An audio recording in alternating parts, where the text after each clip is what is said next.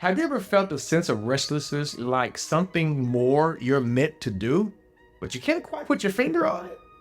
Maybe you've been asking yourself, God, what are you calling me to do? And how in the world do I find out?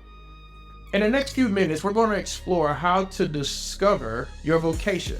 It isn't just about chasing goals, it's about listening to a deeper calling that's been within you all along. Let's start by breaking down the word vocation. It comes from a Latin word vocare, which means to call. Your vocation isn't about something you create, it's about something you hear. It's a calling that comes deep within you, reflecting your true essence and purpose. But in today's world, we're consistently bombarded with noise, whether it be social media, career pressures, expectation of others. It easily allows you to lose touch with that inner voice. The world is filled with so many distractions and external pressures that it becomes difficult to hear truly what you're called to do. Research tells us that people who feel connected to their calling are not just more satisfied in their work, they're also happier and more resilient in the face of life's challenges. When you live according to your true vocation, your life gains a sense of coherence, direction, which can make all the difference when life gets tough. And trust me, life is going to get tough. But this connection doesn't happen by accident. It starts with intentional listening. It requires creating a space in your life for reflection, the quiet time where the noise of the world fades away, and the voice of your true self can emerge.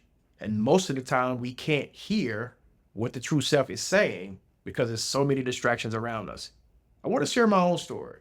There was a time where I was so focused on pastoring and leading, and that I was, and achieving goals, that I was missing out on the actual calling of my life, which is to help people see Christ in the marketplace.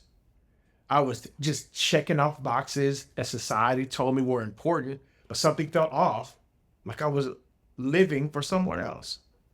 It wasn't until I paused, asked myself, what is going on?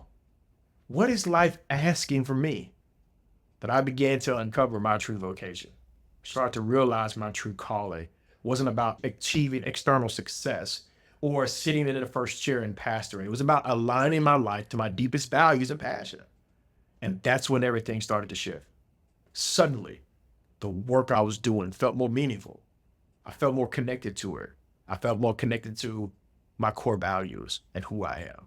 So I know you're wondering with all that monologue, how does one start to discover their vocation? It begins with deep listening. Here are some steps, though, at least 4 steps that you can take today to discover your vocation. Number 1, as I've already stated, quiet the noise. Set aside time each day, even if it's just for 10 minutes, to sit in silence, without distractions, listening to what your heart is telling you, to what God is telling you. What are the reoccurring thoughts, the dreams you ignored, the passions you downplayed? This practice helps you reconnect with your inner voice that's been drowned by the external noise. Number 2, are you asking the right questions? Instead of asking, what do you want from my life? Ask, what is life asking of me? This shifts your focus from an external achievement to an internal alignment to one's true self.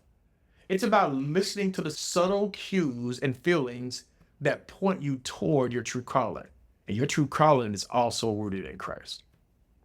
Identify your core values. What are the non-negotiable values that you hold?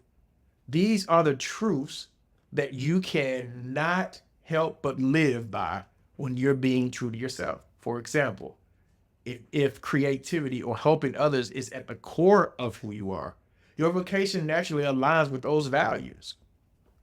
Number 3, reflect on your past experiences, no matter how traumatic they may be. Look back on the moments in your life where you felt truly alive and fulfilled. What were you doing? Who were you with? Those moments often hold clues to your calling. Often the activities or situations where you felt the most connected to your true self point directly to your vocation. Remember, the journey to discover your vocation is not about finding a specific job title or career path. It's about aligning your life with your deepest values and truths.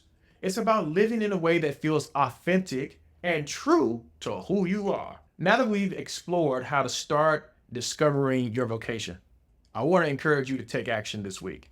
Make it a point to listen to the life's voice. Start with just one of those steps I mentioned, whether it's setting aside time to reflect, identify core values, asking yourself what life is asking you for, or simply remembering where you've come and where God is taking you. All of these things will help you discover what your calling is. And if this episode resonated with you, don't forget to hit the subscribe for more discussions on living life on purpose and authenticity. I'd love to hear your thoughts on what steps you're taking to discover your true calling. Share your journey on social media or in the comments or send me an inbox. And I would love to see how God is moving through your life. If you need more information about this, go pick up Parker J. Palmer's book, Let Your Life Speak. It's an excellent read.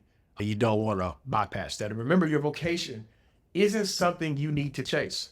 It is something you need to hear. Until next time, y'all, keep listening, keep shining, keep connecting, keep serving, and keep leading. Peace.